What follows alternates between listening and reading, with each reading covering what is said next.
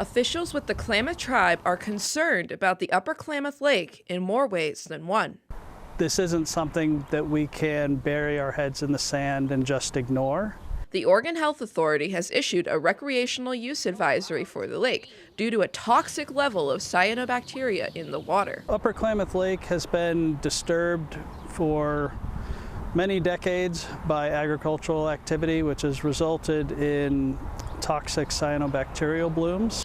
OHA says these microscopic organisms are harmful to people if ingested, causing everything from nausea and vomiting to dizziness and shortness of breath. The lake has been a significant point for the tribe for many generations, providing an ecosystem for many culturally significant plants and animals. We've been screaming for a long time, right, that you cannot poison the local environment without also poisoning people. Now, the lake is becoming the center of conversation for a major public health concern. At these levels, it can cause really severe illness. Water from the Upper Klamath Lake is used to irrigate over 200,000 acres of agriculture land overseen by the Klamath Project.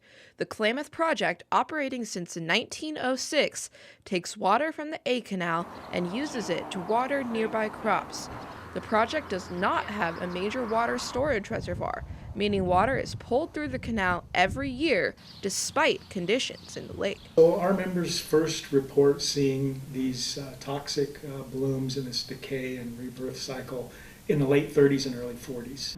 Nations across the world have looked into similar issues surrounding cyanobacteria and public health, trying to find the link between toxic blooms and agriculture.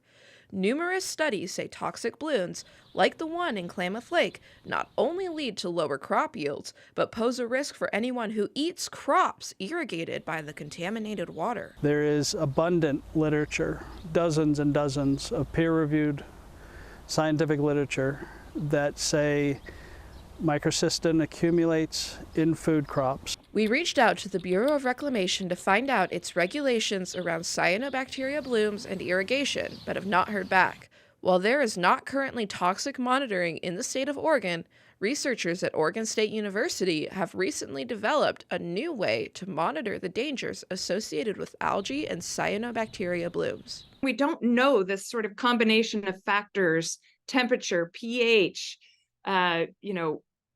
what combination of environmental factors lead to this sort of large dosing of water with this toxin.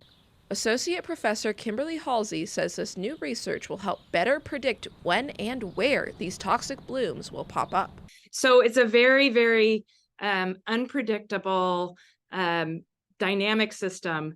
And so that's why I think that new novel approaches to be able to ideally, looking ahead, if we can predict the onset of a really high, toxic event, that would be really valuable, I think, to protecting the public.